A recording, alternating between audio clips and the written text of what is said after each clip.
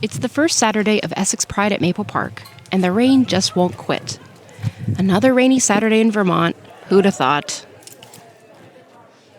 Despite the showers, spirits are still high inside the art market. And of course, because it's Vermont, I immediately see people I know. How's it going so far? Good. Amy has sold a good amount of prints. We've been doing Sharpie tattoos, and those have been pretty popular and great for engagement. Do you want to give me one? Sure. At the other end of the park, drag performer and host Katniss Everqueer is keeping the crowd engaged in the performance pavilion. You could even say people were having a gay old time. Okay, I'm going to make a few quick announcements, reminders, and then we have our final act of the day. Not one, not two, not three, not four, but 5 people coming to the stage. Joyful pride events like these are pretty commonplace in Vermont. The state consistently ranks as one of the most LGBTQ+ friendly states in the country. Last year, Vermont was the only state without an anti-LGBTQ+ bill on its legislative docket.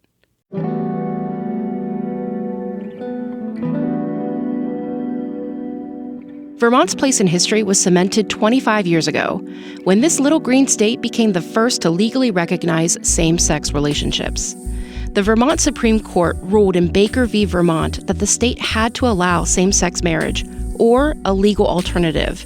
The landmark civil unions law that followed was the first step in the marriage equality that exists for LGBTQ+ couples today. Here's Governor Howard Dean at a press conference after signing the civil unions bill in April of 2000. I choose to sign this bill because I fundamentally believe that it's the right thing to do. I also fundamentally believe that in the long run this is the right thing to do for the state of Vermont and for the United States of America. I believe that because until every human being is treated with dignity because they are a human being and not because they belong in some category, then every American and every Vermonter is poorer because of that. Compared to many other parts of the country, Vermont is a safe space for LGBTQ+ people. But reality is often a bit more complicated. Rain, okay, you are my friend. Mm-hmm. You're one of the first people I met here. I love that. It was through my friendship with Rain and sharing our backgrounds that I first got an idea of what it was like to grow up as a queer kid in Vermont during the turn of the millennium. Rain went to elementary school in Middlebury, and then middle and high school in Montpelier. When I was a teenager, like almost no one in high school was out. It was the early and mid 2000s, so it was when the word gay was like the pejorative du jour. You know, everything that you didn't like was gay. Conflicting, weird time to be a queer youth, I would say. Mm-hmm. Yeah, not the worst place, but, you know, not the best either. Yeah. And I'd never heard of this before I met you, but you told me about Take Back Vermont. Yeah. From my understanding, like Take Back Vermont was a reactionary, or it felt at the time like a reactionary response to civil unions and gay rights. I think there were certain population segments of the state that really felt things were getting too progressive too fast, and it made them, I think, mad and scared. And so around the time that civil unions got passed, these big black and white signs started popping up all over the state, like white backgrounds, big black block letters that just said, "Take Back Vermont." It was sad and it sucked. Rain was in middle school when civil unions passed. I just remember the Vermont State House in Montpelier was full of people, and they were having open testimony for people to give their opinions. All sorts of people were going up and giving their opinions for or against. It concerns me that without traditional marriage intact, the children of our state will be victims of confusion and a lack of a strong standard. The question is not only should they be allowed to marry, but are gay and lesbian Vermonters worthy of respect and acceptance? For centuries, marriage between a man and a woman has been the glue that has held societies together. As a woman living in a committed, loving relationship with another woman with whom I am raising her 2 sons, I live a secretive life out of fear. And would ask that this body of lawmakers not bend to political pressure to legitimatize this behavior by calling it marriage. I have this one memory that I really loved. I grew up in a liberal religious tradition, and so I have this memory of being at the State House and this young Unitarian Universalist minister got up to testify, and she said something along the lines basically of, "Hi, you folks have heard a lot of religious arguments against civil unions, and there is this perception that like the only way to be religious is to be anti-gay. I am a religious official, and I want to tell you about religious arguments for civil unions." Like, I still remember being in that room and looking down and hearing her talk, and how incredible of an experience it was to hear that minister talk in support of queer people, and then for it to work and for civil unions to be passed, and how much it felt like Vermont was doing the right thing. Hearing Rain's story made me curious about the experiences of other young LGBTQ plus Vermonters during this time. What was it like to grow up and figure out your sexuality while your typically quiet state was in the national spotlight? And what if the topic of discussion relates to the very thing you're trying to understand about yourself? All the people my age, I think, who are queer must have had a really interesting time with it. All the different layers of like what your family thinks, what your town thinks, what your country thinks, you know, the perception of what all the different layers of society might think of you, while trying to figure out, in a way, the balance of, is it safe? Is this important enough to me to risk getting hurt by coming out? And that is a really psychologically heavy burden, I think, for an adolescent to bear, to be in the long, hard figuring out process of who they are on the inside. Where are those Vermonters now? How did that time affect them? I wanted to find out and hear some of their stories. Justin Marsh grew up in Cambridge. Just a multi-generation Vermonter, farm family, lived on a road where it was my family, my aunt and uncle, and my grandparents, and the barn was in the middle, and a sugaring operation as well. So real rural roots. They first came out as bi at age 15 to their friends, before coming out to their parents at 16. And then I kind of stopped coming out. I just sort of lived my life authentically, and people put the pieces together from there. You might also know Justin as the drag performer Emoji Nightmare. Emoji performs all over Vermont, hosting bingos and brunches. Emoji Nightmare also reads children's books as part of Drag Story Hour. Here's Emoji sharing makeup skills at their alma mater, VTSU Johnson, in April of this year. I wanted to start. We did a makeup tutorial where I basically packed everything that I did my face with and brought it with me, and I put it on Alex. So step by step. But long before that, Justin was a kid in Lamoille County, a 10-year-old at the time that civil unions were being debated in Montpelier.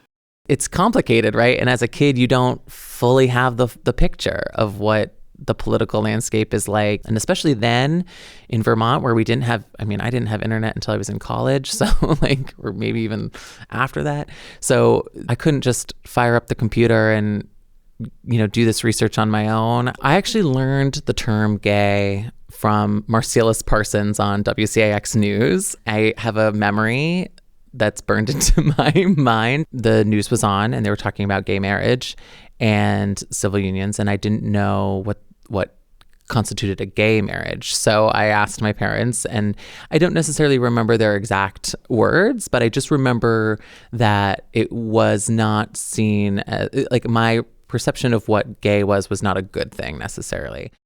In high school, Justin rocked eyeliner, loved pop music, and cruised around the university mall with a group of older girls from church. But despite being a performer now, teenage Justin wouldn't even help with the stage crew. I didn't want anything to do with performing arts in high school because that was just a target really for anyone to either tell me that you're gay, or it's just one more thing to give someone. So I avoided that like the plague, and just sort of kept a low profile. Many queer people find they need to leave where they're from to find community, and you found community and still were able to maintain that. It was never a consideration for me to leave Vermont, I guess. And people were surprised by it. In fact, Justin's first exploration of drag and gender identity didn't happen in Burlington, but in their hometown of Cambridge. After working at Smuggler's Notch, Justin would go out with some friends to a nearby dive bar. I'd throw on some outfits, some makeup, and do my hair real weird. And yeah, I remember my mom being like, what are you doing that here? Like, do that in Burlington. Justin celebrated 10 years of Emoji Nightmare this past spring. I asked what they would say to teenage Justin now.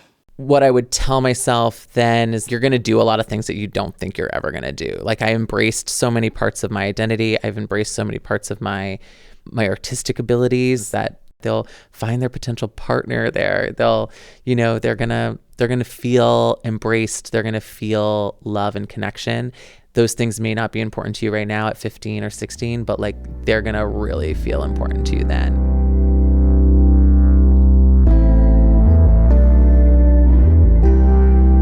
Justin found community and support in their hometown, but not everyone does. Lots of LGBTQ plus people choose to leave where they're from, often searching for acceptance elsewhere. One of those Vermonters who moved away is Jesse Proya. Jesse is an LGBTQ plus specialized psychotherapist and queer writer living in Denver, Colorado. He's from St. Johnsbury and described his younger self as a Northeast Kingdom kid. I knew I was different from a very young age, so I kind of always had a chip on my shoulder and kind of moved through adolescence that way. What does a Northeast Kingdom kid mean? Well, it's funny because I often say like we're ag kids, agricultural kids, but we're also agro kids. We take a lot of pride in being from the most rural part of the state, and we have a lot of pride of being of the Northeast Kingdom. Growing up, Jesse spent a lot of time painting, drawing, and taking pictures around the NEK. As a young teen becoming aware of his queerness, Jesse recalled that period around civil unions as a very traumatic time. Being aware of what Take Back Vermont meant, and then seeing those billboards all over the state was really, even just talking about it now, I get emotional. It was like everyone in the Northeast Kingdom and everyone across the state was saying, not you, we don't like you, you're not welcome here. And it's wild to think that like they're saying take Vermont back, and I'm a multi-generational Vermonter, and that the issue of queerness was just completely erased within like something that could be pre-existing within the state. Jesse's love of art would eventually take him to Brooklyn and London. He found healing and community with artists and comes back to visit Vermont often. Jesse finds comfort in the smaller pride events taking place across the state. I wish that level of visibility was available when I was that age. And I remember last summer, Newport Pride, that was represented with so many queer farmers and queer agricultural folks. I thought it was so gorgeous to see that and to see it not fitting into, again, like that perfect frame of what pride should be like or what queerness should be like, and have it be community reflective. And to me, that's Vermont. This June alone, there were at least 15 different Pride events, from Essex to Newport to Bennington to Rutland. That's in addition to Pride events that were held in other months, such as Heartland Pride in May, or the large Burlington Pride in September. There's also year-round events, such as queer country line dancing, or queer birding hikes, or queer karaoke, also known as queerioke. Vermont Queer Craft organizes twice-yearly events in Barrie, where queer artists and crafters can sell their work. The events include activities that don't require money to bring the community together. One of those organizers, Dana Dwinell Yardley, also grew up in the NEK. As a kid, Dana was homeschooled on a 45-acre homestead in Irisburg. Think tie-dye t-shirts and t-shirts that say peace and t-shirts that have a million holes in them from the running around in the woods. Thanks to homeschooling, Dana said she was insulated from some of the political backlash that was happening in the Northeast Kingdom at the time. She grew up with a lot of queer people in her life, and her parents were openly bisexual. Being queer was always an option in my family, which is just such a gift. They're like, however you end up being, whoever you end up liking, it's going to be great. We're going to love you. It was this very open-ended way of being in my family. Dana's mom was a Unitarian Universalist minister, and their church was involved in interfaith days of action at the State House around civil unions. We had a bunch of queer couples in our church, and this was a big deal, like a really big personal deal for people. So our church did a bunch of organizing around this and made the trek down to Montpelier, and it is a trek from the kingdom. It's like an hour and a half. Dana spent a lot of time at the State House that winter, a great civics lesson for a homeschooler. I was getting a crash course in how does branches of government work? How does decision making work on a political scale? Understanding the difference between the Supreme Court and then the legislature, and then the governor was going to have to sign it. I fell in love with the architecture of the building and also just the process that was going on in there, and that we got to be part of that. We could just walk into the State House. Like, how cool was that? Looking back now, Dana said participating in getting civil unions passed was her first piece of political organizing, a big part of her life today. Largely one of the reasons that that bill got passed is that people came out because people are afraid of things they don't know. And so there was this huge movement to be like, hello, I am your neighbor. I am also gay. I don't know if you knew that, but you know me. You helped me pull my car out of the ditch. We garden together, whatever it is. I think the fear is just so much based on what we don't know and on queer folks being invisible and not being part of the narrative and not being part of what people see publicly. The civil unions law went into effect on July 1st, 2000. Dana got to tag along as her mom performed civil union ceremonies at their church in Derby Line. The church had received hate mail for its activism work, but ultimately, the ceremonies that first weekend in July went on just fine.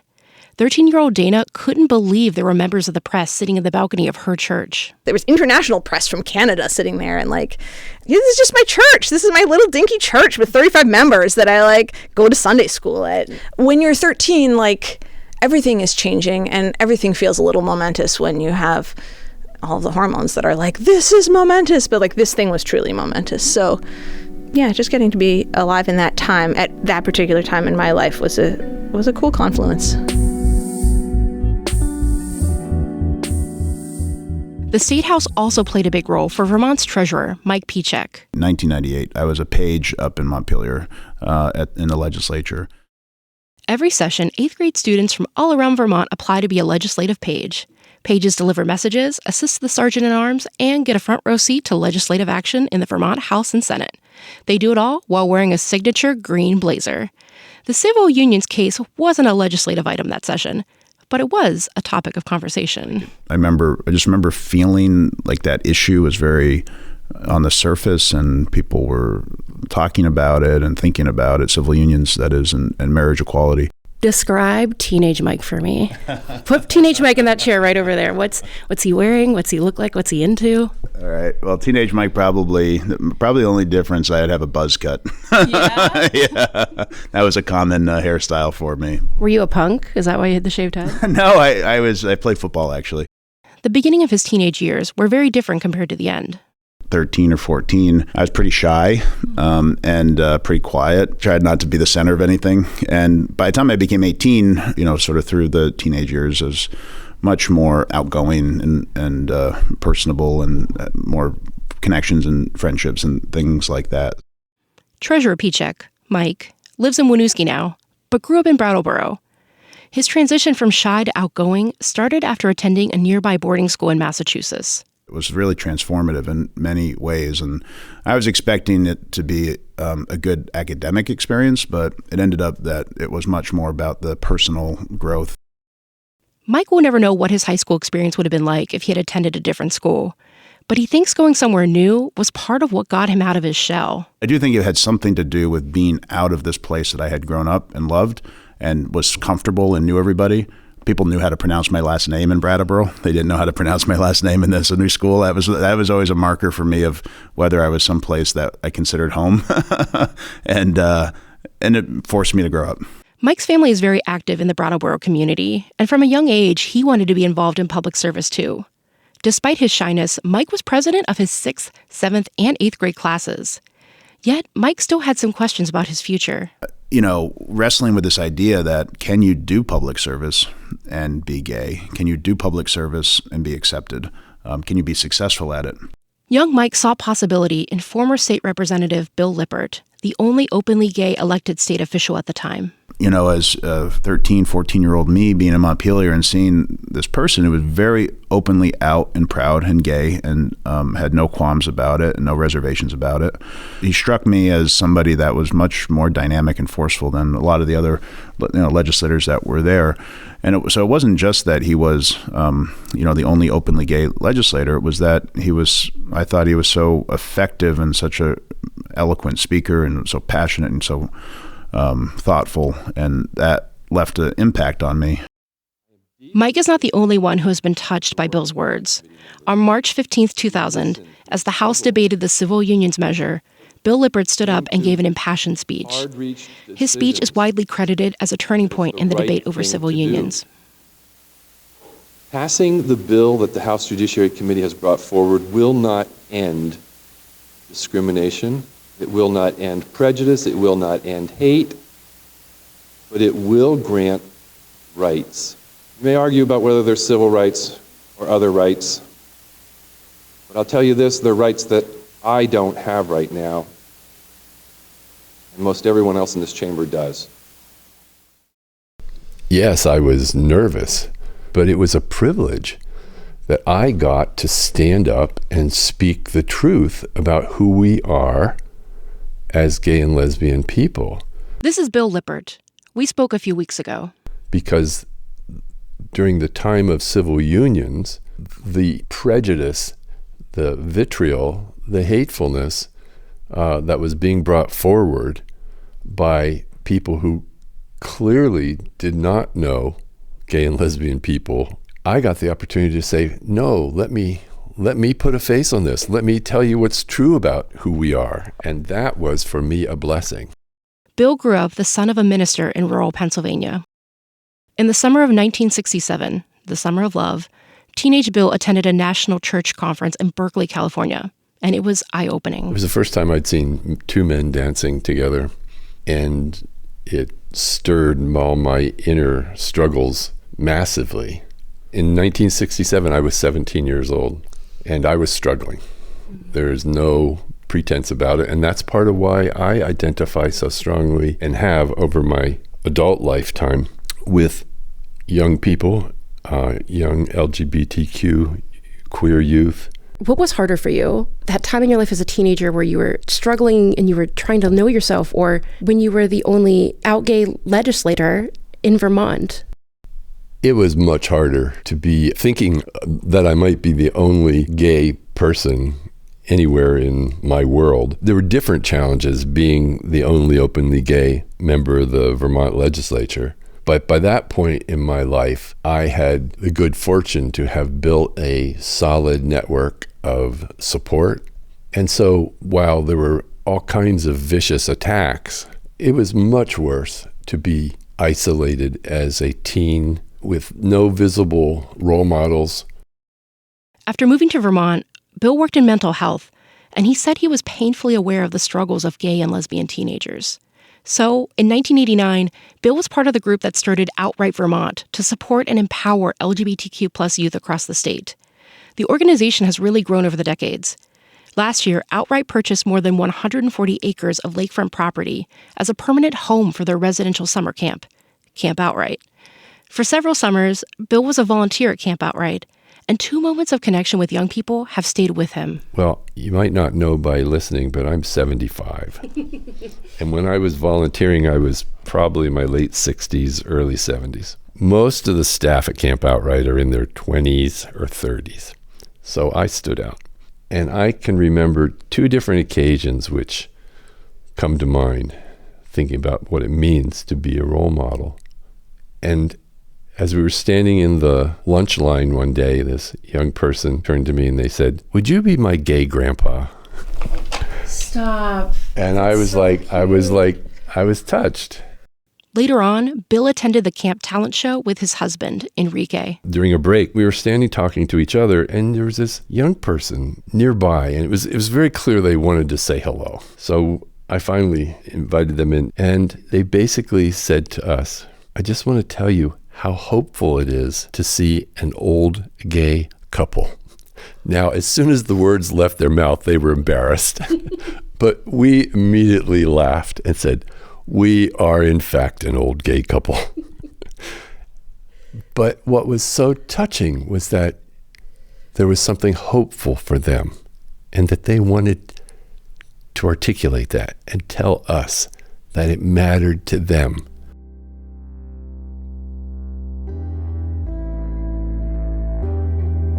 Bill, who longed for a role model, ended up becoming that for others. we were able to offer something there that we had not received when we were the young teen boys, me in central Pennsylvania and my spouse who grew up in Guam. And maybe someday, those young people will be that hope for someone else.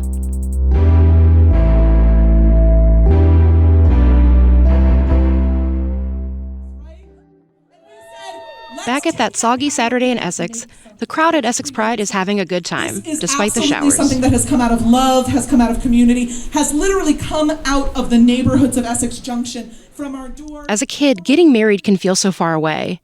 And only in the last decade did marriage become a right that people who aren't straight could even consider. It's hard to dream of wearing a white wedding dress when you'd rather put on a crisp suit, or vice versa. Young people at the turn of the millennium learned they could love whomever they wanted and make that love official in the eyes of the law. And that's thanks to Vermont, our brave little state. Happy Pride Month! Let's start it. Let's live June ferociously, fiercely, weirdly, and queerly. Let's live year-round that way. We are here for you. We see you. We love you. Thank you, everyone! This story was reported and produced by Andrea Laurion. That's me. It was edited by Michaela Lafrac and John Ahrens, who also did the mixing and provided music. Additional support from Daniela Fierro and Callie Canucksroll. Special thanks to Liam Elder Connors, Catherine Hurley, Bob Kinzel, Jane Lindholm, Noah Villamarin Cutter, Karen Anderson, Betty Smith, Rain Nissen Riley, Kate German, Lou Mulvaney Stanek, Dana Kaplan, Jess Bouchard, Chris Smith-Time, David Cunin, and Ari Spatola. Thanks for listening, and happy Pride.